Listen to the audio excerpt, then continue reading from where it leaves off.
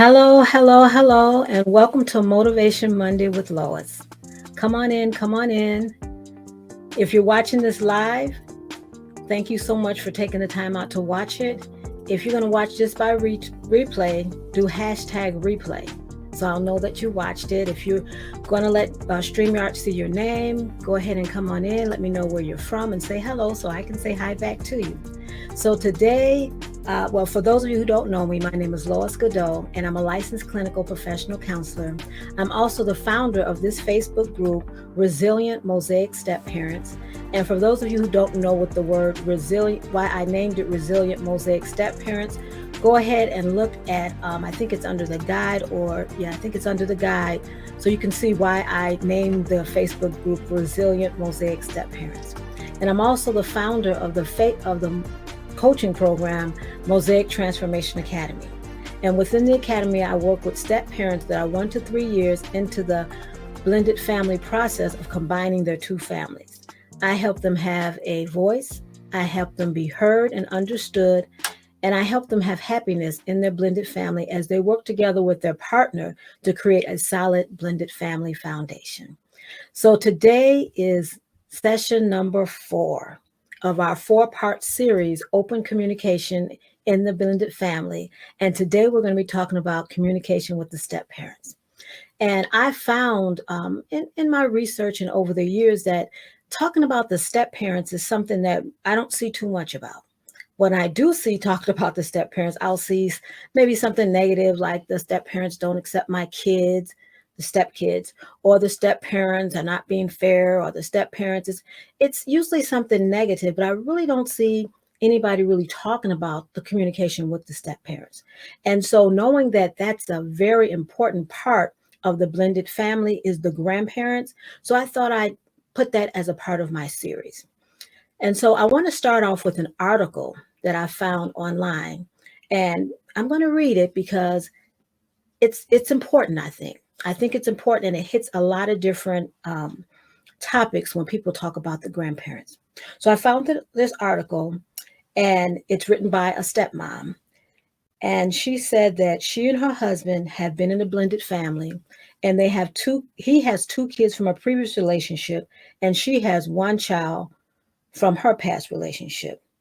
And she's upset because she says her daughter is constantly left out by her husband's parents. She says, my daughter does not have a relationship with her paternal grandparents as they never bothered with her. And she said, me and my husband have always been very careful to ensure that all the children are treated equally and fairly in our blended family. She says there have been numerous incidents over the years where her in-laws have favored their biological grandchildren over her daughter. And she said the last time they did that, her husband made it clear that he considered that he had 3 grandchildren. He had 3 children, and they needed to be fair with regards to buying gifts and spending time with all 3. But then, in spite of him saying that, the in-laws recently picked the children up from their bio mom and took them out shopping for dinner. And then this must have been Christmas time because she said they took them Christmas shopping. And she said they were bought new shoes and games for their PS4. And she said when they came home, she was angry because she felt it wasn't fair. And she said, part of me thinks that I should say something to them, but I know I'll be angry if I say anything. And she says, I know it isn't their grandchild. I know I can't force their love, but I feel they should be treated fairly. And of course, after she wrote that, she got a whole lot of dialogue from other people in that same situation.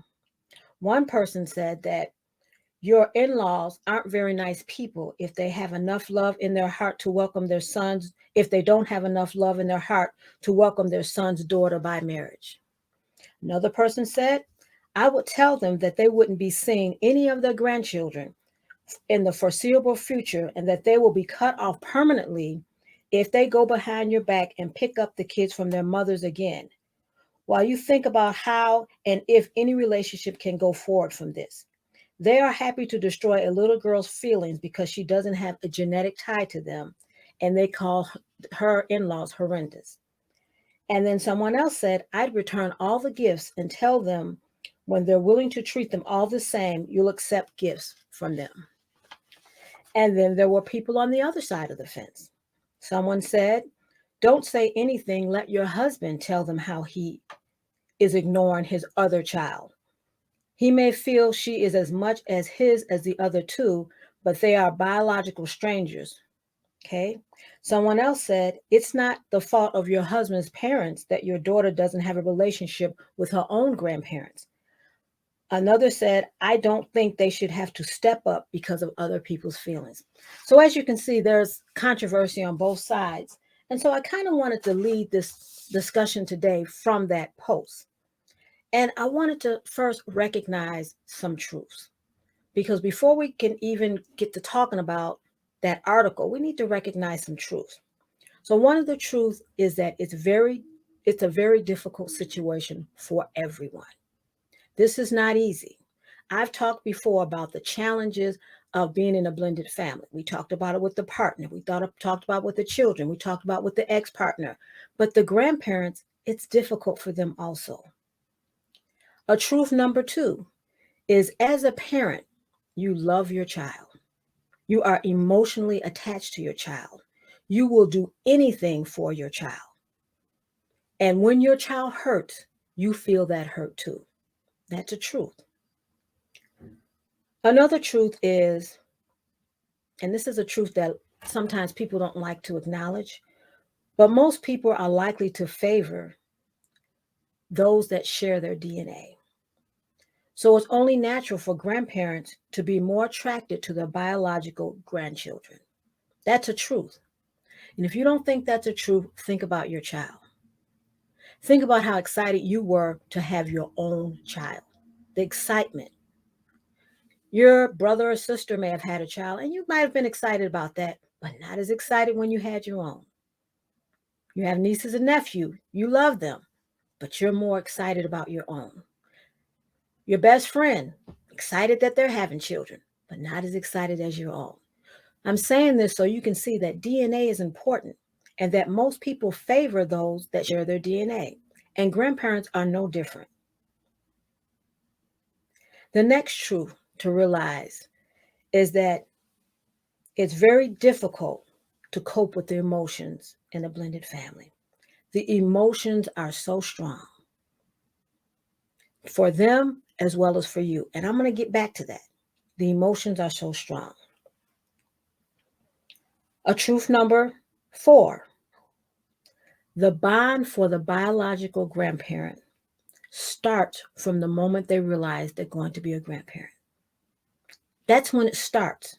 Just like you as a mother or a father, the bond starts when you realize you're expecting. It's the same thing with a grandparent. That bond starts when you know you're going to be a grandparent. And all the activities that you do that's leading up to it, whether it's the baby shower, whether it's going shopping with your daughter or buying baby clothes, all of those activities leading up to the birth of that child, those are ways that you are bonding with that child. And then when the child is born, when you hold that child for the first time, that bond is there. And then you're smiling with the child, and the child is cooing, and the child is growing up, and they're learning to walk. That bond is being forged deeper and deeper and deeper. That's what happens when a grandparent is bonding with the biological child. And I say this because I'm going to get back to that, because these are truths that we have to acknowledge before we even get to any of the situation. So those are truths that you have to know, that one, that you love your child. 2, this is a difficult situation for everybody. 3, most people do favor their biological grandchild, and that includes the grandparents. 4, that the emotions are involved in this whole thing. And number 5, that there is a bond that started way before you even got into the picture. So now we're going to look at some tips that's going to help you when you're talking about working with your communicating with your grandparents. So the very first tip that I can say is, first, recognize why you're hurt. Recognize why this situation hurts you so much. Now you may say, well, because they're not treating my child right. I think it's a little deeper than that. think it's a little bit deeper than that. From the article I read, one of the things that the mom said was her daughter's paternal grandparents don't want anything to do with her. That hurts her to know that she's being rejected by her very own grandparents. So we're just going to stop there for a minute.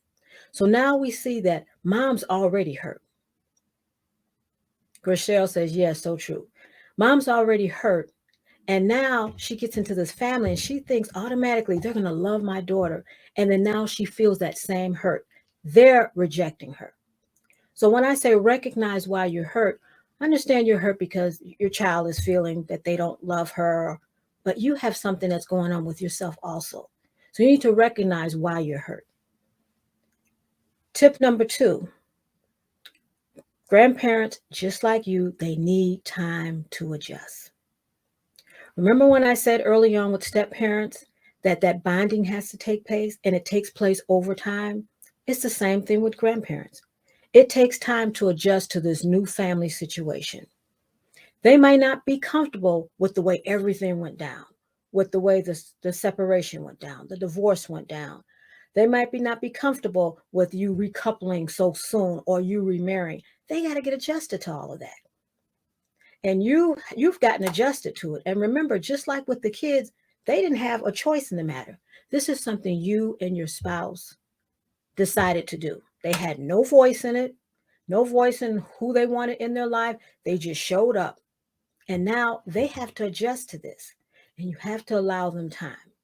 And I want to just stop for a minute because I can hear some people that I've heard before say, well, my parents didn't have a problem with it.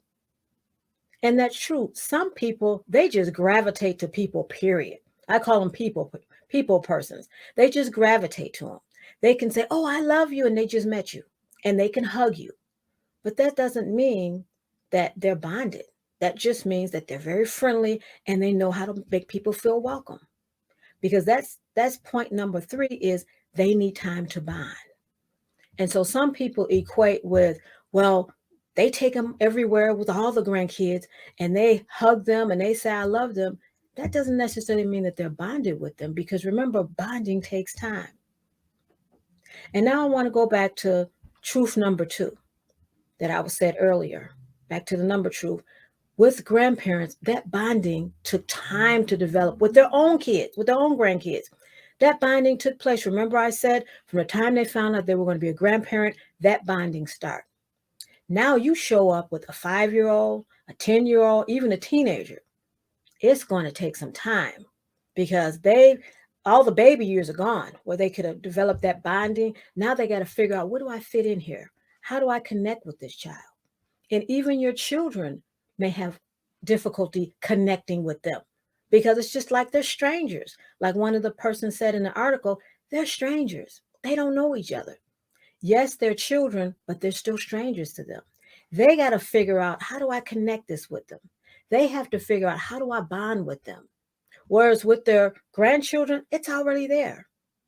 They can crack a silly joke and the grandkids fall all out or say something and they fall out. And the new grandchild is sitting there like, what's everybody like? That wasn't funny. So they have to get chance to learn you, to learn to learn their personality. So remember that this is new for them. It's going to take them time.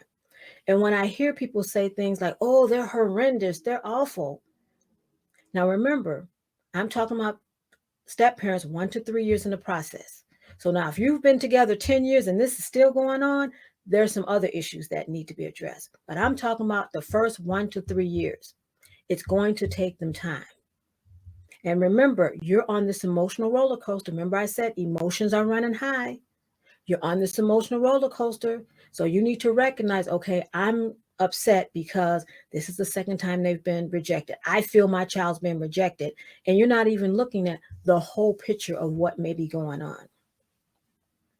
Number 4, they may be going through a grief. And you say, how? How are they going through a grief? Well, remember, I said the last time we talked is that maybe your stepchildren, maybe their mom or dad passed. Maybe the grandparents were close to them. And so they're grieving them also. And while they're in the midst of grieving, Their son or daughter reconnected with someone, and now it's like, whoa, give me a chance. I need to be able to adjust to this. I'm grieving the loss. Maybe they really like that spouse, whether they passed or you divorced them. Some grandparents really do like the spouses. They look at them like their son or their daughter, and all of a sudden they're gone. And they have to adjust to that. They have to adjust to this person not being there. And also, just like the kids, they have to adjust to things changing. Maybe they were able to go get their grandkids every weekend, but now because they're not together with their son or daughter, now there's custody arrangements. Now they're being restricted from how much they can interact with their grandchildren. Maybe the only time they can interact is when their son or daughter gets them for visitation. So that's a new normal for them too. Maybe that ex-spouse are mad at the family, the whole family. You know how that happens. When they get mad at one person, they get mad at the whole family. So now they won't let them see the kids. Now maybe they used to call the kids whenever they wanted to. Now they're restricted. So it's a lot going on with the grandparents too. So remember I said people don't really focus on that to let you know what's going on with the grandparents. It's usually just they don't accept the kids and they need to. But it's other things that's going on. And you need to be aware of that it's going to take time. The Christmases are going to be different. Whereas maybe they were getting their kids overnight to spend time at Christmas, and now they can't do that anymore. So again, they're going through a grief, and it's also changes for them also. Number 5, remember that I said that, well, somebody said in the letter that the kids need to be treated fairly. And I absolutely agree with that. So one thing you and your spouse have to do is sit down and make some rules. Now that's something different. And because in a normal family, you don't make rules about the grandkids. There's no rules. The only rule you probably make is that please let me buy them something and you don't purchase everything for the kids. Or please let me spend time with my kids and stop coming over so much. But you don't make rules of how they have to be treated. Because remember, that just happens naturally as a grandparent with their grandchildren. They just naturally treat them fairly. But in a blended family situation, you may need to sit down and say, these are going to be the rules. If you buy for one, you have to buy for all. You're not saying that they have to love them because you can't make somebody love someone, but you can make them treat them fairly. That is very important. As your child's parent, guardian, advocate, you have to demand that they be treated fairly. Now, this is one thing one of the ladies said is that if they don't come get, in the article, if they don't come get your child, they shouldn't come get any of the children. Well, let's think about that for a minute. Aren't you doing the same thing that you said the grandparents are doing? Aren't you withholding? Because they withheld from your grandchild. They didn't come get your child. They just got the biological child. You're saying because they won't come get my child, I'm going to withhold and they can't get the other children. You're doing the same thing. It's like the bio grandchildren are being penalized because the grandparents don't accept your child. And so to me, that's not going to work because remember, before you came on the scene, they had that relationship. So you're going to take that relationship away from them because they haven't accepted your child. And that will cause a whole new set of problems because I guarantee you may say, yeah, my spouse is in agreement with it, but you're hurting your spouse because those are his parents. Because the reason why this is a big problem is because he wants his parents to still be a part of your life. So I guarantee you along down the road, it's going to be a problem. So the best thing to do is to come up with some rules that's doable. It's doable and it's reasonable to say, treat all the kids fairly. That's reasonable. You can't say to them, you can't ever take the kids out unless you take all of them all together. Well, in a normal family, that's not what happens. My mother would come and get my daughter and not get my son because she was doing things with her. So that's not something that's unreasonable that they would come get one and not the other. But if they're doing it because they're excluding them because they don't like them, that's something totally different. So again, I keep going to, you have to recognize that emotions are high. So once you make rules, say it's a rule that you can't drop off gifts for one, If the other kids are around, maybe they'll drop it off and give it to you, and then you'll be able to disperse it with them. I don't know, but you have to figure out what's fair for all the kids because you don't want the kids hurt. And I don't know if 1, 2, 3, 4, I think number 5 or 6, I can't remember the number, is to let your, that's right, Russ, being treated fairly isn't the same as being treated equally. Absolutely. 100%. Being fairly is not the same as being treated equally, but you do want to be fair.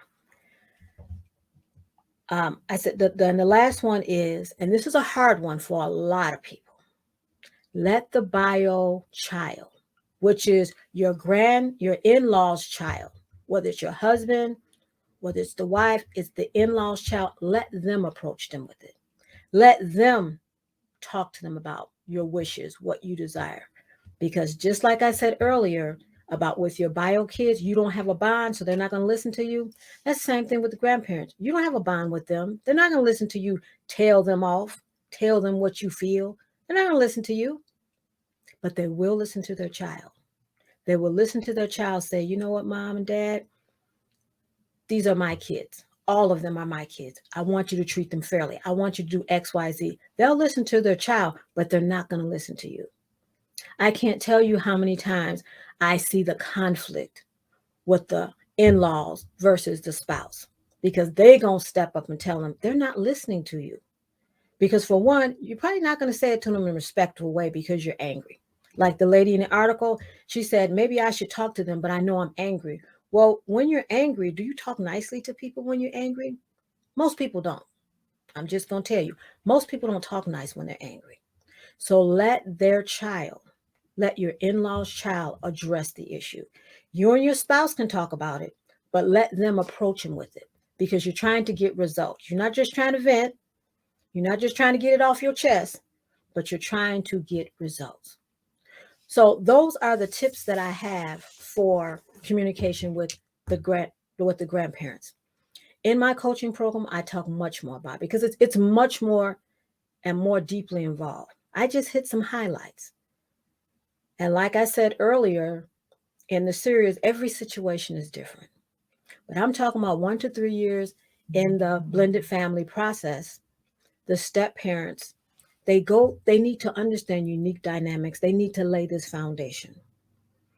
So again, for the last 4 weeks, for the month of March, I've covered 4 areas that cause a lot of controversy in the blended family. I talked about that partnering piece, you and your partner getting on the same page. I talked about the stepchildren, how to bond with them, looking at their losses and what they may be feeling. I talked about the ex-partner and how if they're crossing boundaries, how that can create an issue and how to deal with the ex-partner. And today I talked about the grandparents and looking at what they're going through. In my coaching program, I talk about this. I do a deep dive into it. And I also had people, when I did the bonus, talk to you about it so you can understand that this is not just something Lois is just talking about. This is what people feel. This is what they've went through. And I can't tell you how many people said that I wished I had this. Yes, Russ, the relationship must be developed slowly over time. It has to be developed slowly over time.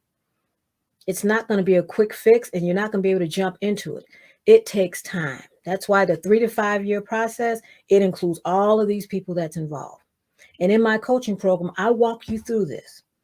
I walk you through this journey of blending your family because it is hard. And there's an exception to every rule. Some people say, I never even dealt with that. Sometimes how they don't deal with it, they ignore it. But if you want to have this happy blended family, you're going to have to go through these challenges. And I have the experience to help you go through the challenges. But it's an investment that you must make in your future.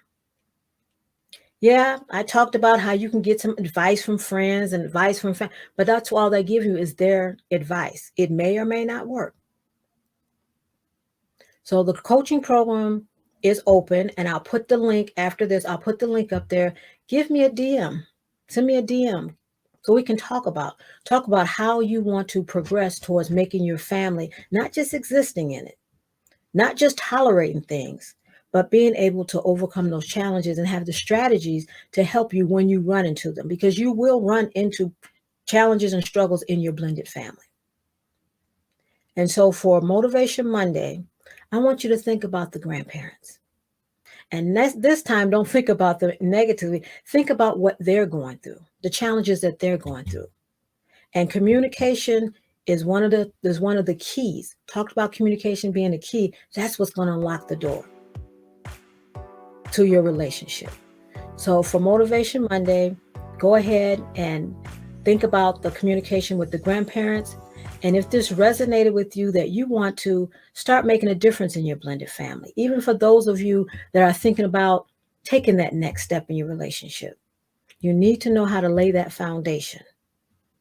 Okay, so I'll talk to you later, and enjoy the rest of your day, and I'll see you on Wednesday.